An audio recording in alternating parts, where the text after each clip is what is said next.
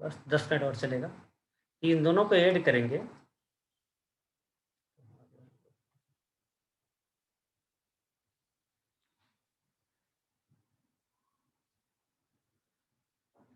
अब इस दोनों को ऐड किया तो root under cos 1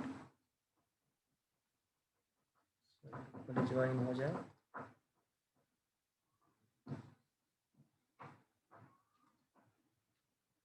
root under cos 1 plus root under sin 1 greater than, इधर ऐड करेंगे साइंस पर थीटा कॉस पर थीटा 1 हो जाएगा, तो यह 1 से ग्रेटर हो गया। तो सबसे स्मॉलर वैल्यू 1 और ग्रेटर वैल्यू वो जो था 2/4√2 वो कैलकुलेट करेंगे, यही आंसर आ जाएगा।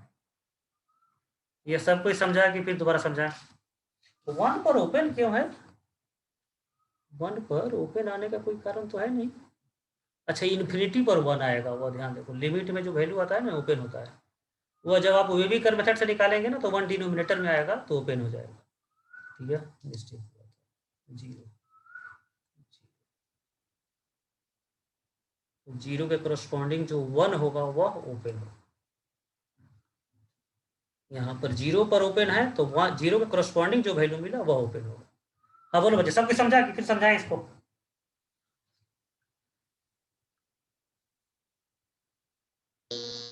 Yes sir.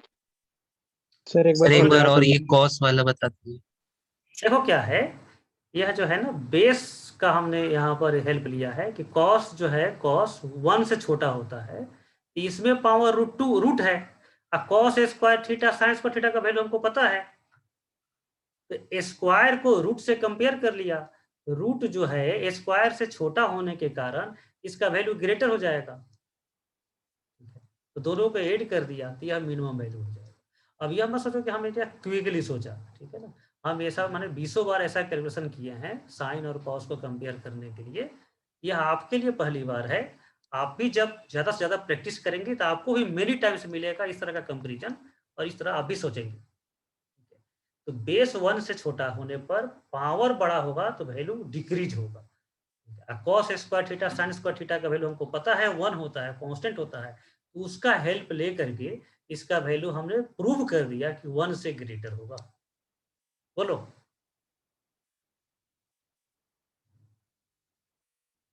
बोलो बच्चे। Yes sir. ठीक है, अब देखो एक बार फिर किया, ये जो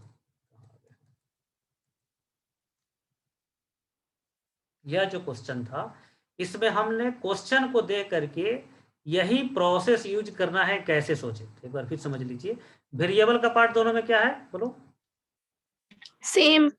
सेम होने के कारण कंपोजिट कंसेप्ट यूज करेंगे, इसको टी मान लिया, टी मान करके जो 1 to 7 से जो भी मेथड इसको शूट करेगा वह मेथड यूज करना है। यह मेथड से आया 1 से ई, फिर लॉग दोनों में सेम है तो फिर रूट और साइन कॉस को छोड़ देना है, केवल लॉग को ही रखना है, फिर कंपोजिशन वाला मेथड कंपोजिट वाला मेथड यूज करना है।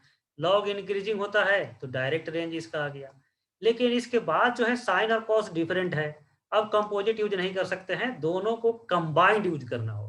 कंपोजिट और कंबाइंड में काफी डिफरेंस है, कंपोजिट का मतलब बहुत सा फंक्शन है लेकिन सिंगल बन गया है मिल करके, और यहाँ कंबाइंड का तो दोनों डिफरेंट है, अब प्लस साइन के साथ ये सिंगल नहीं बन पाया, तो दोनों को एक साथ रख करके फिर क्रिटिकल पॉइंट ने डिफरेंशिएट किया। लेकिन आप ऐसे क्वेश्चन में डिफरेंशिएट नहीं करें यदि वैल्यू इसका मिडिल वैल्यू पता है तो, और इक्वल वैल्यू पता है तो। मिडिल वैल्यू का मतलब इक्वलिटी, इक्वलिटी जहां पर भी होता है वह जो है या तो मिनिमम होगा या मैक्सिमम होगा। तो डायरेक्ट हम यहाँ से गेस कर सकते थे कि π/4 क्रिटिकल पॉइंट होगा, और π/4 पर इसका वैल्यू निकालिए, इनिशियल वैल्यू निकालो, फाइनल वैल्यू निकालो, और उसमें चुन लीजिए कौन मिनिमम है कौन मैक्सिमम। ठीक है, ठीक है, तो ऐसा क्वेश्चन अब आपसे एक्सपेक्ट किया जाएगा, आईआईटी जो पूछेगा ना ऐसा क्वेश्चन आपसे पूछेगा। ठीक है, मेथड तो वही है जो क्वेश्चन हम लोग पिछले क्लास में किए थे, छोटे छोटे क्वेश्चन, और मेथड समझने के लिए किए थे। यह आज का क्वेश्चन जो है प्रैक्टिस के लिए है, तो बड़े से बड़े क्वेश्चन भी आप सोल्व कर सकते हैं। ठीक है, बोलो बच्चा। Yes sir. ठीक है, अब यहाँ पर देखो तो क्या लिखा हुआ है, इफ, यू छूट गया है, क्योंकि मुझे जो है ना अब आप लोगों के, सर हाँ बोलो, if you are a sir एक सिंसियर चीज समझ में नहीं आया। हाँ हाँ वो आप जो मिडिल पॉइंट बोले, मिडिल पॉइंट रख देते हैं, वो नहीं समझ। हाँ, अरे जैसे क्या होता है ना, इक्वलिटी जहां पर होता है वहां पर या तो मिनिमम होगा या मैक्सिमम होगा, ठीक है। तो sine theta cos theta equal कहाँ पर होता है,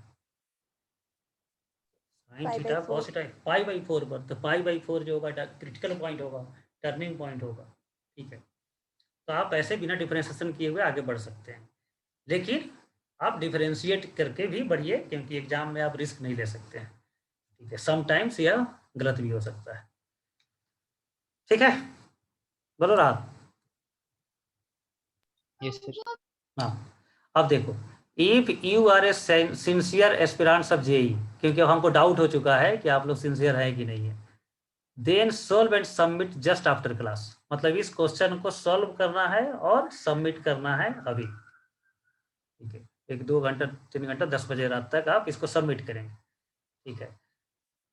इसका जो है सॉल्यूशन भी सबमिट करना है और आंसर भी एक पेज पर लिख करके सबमिट करेंगे, 2 पेज भेजेंगे, एक सॉल्यूशन का एक आंसर का, क्योंकि हम आंसर केवल देखेंगे।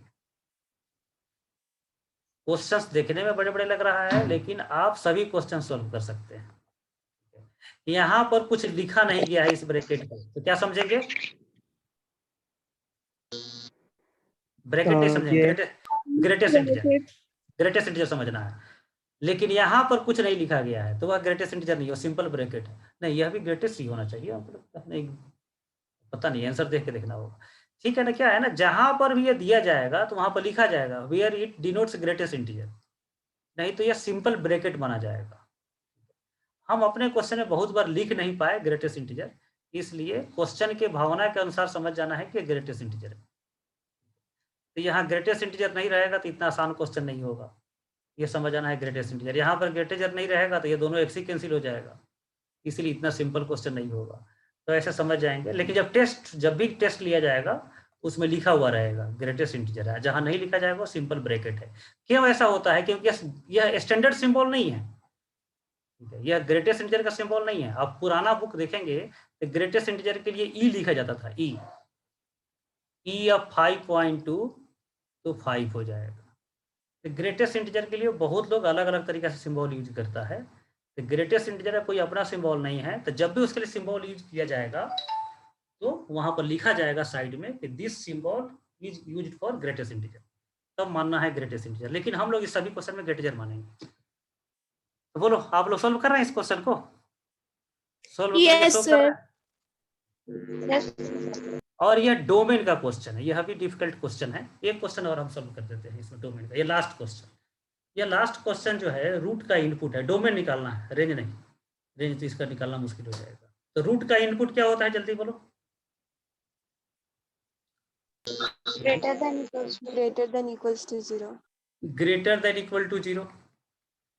अब इसके बाद सॉल्व करेंगे वेवी कर्व से, लेकिन 12 डिग्री को फैक्टराइज नहीं कर सकते हैं, तो वेवी कर्व मेथड भी यहाँ पर यूज नहीं कर पाएंगे। तो यहाँ पर क्या किया जाए, तो सोचो तो क्या कर सकते हैं यहाँ पर हम लोग, बोलो गोपी और अंकित, इसको जो है क्या कर सकते हैं, यह बहुत ही स्पेशल क्वेश्चन है।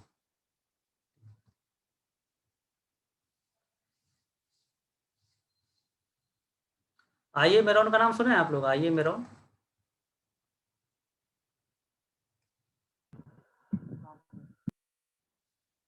बोलो बच्चे, नाम सुना है सब, सर एक गोबोरोव।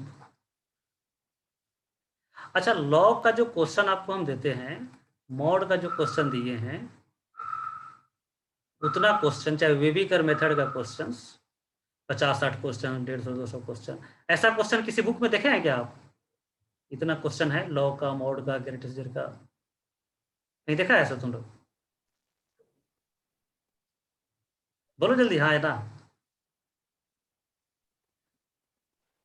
इंडियन बुक में तो, वो इंडियन बुक में तो मॉड चैप्टर ही नहीं मिलेगा, कहीं कहीं कहीं चैप्टर के बीच में मॉड कहीं नाम ले लिया जाएगा।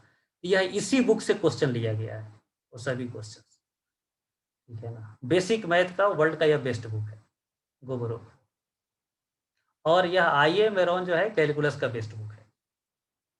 तो यह क्वेश्चन जो है उस आईए मेरॉन बुक में दिया हुआ है और गोबरो दोनों में दिया हुआ है, और इसको आईआईटी भी हूबहू यूज किया अपने एग्जाम में। यह काफी स्पेशल क्वेश्चन है। क्यों स्पेशल है? क्योंकि इसको फैक्टराइज नहीं कर सकते हैं। लेकिन यहाँ पर देखिए माइनस साइन जहां पर है वहां पर डिग्री क्या है, ऑड या इवन? ध्यान से देखो तो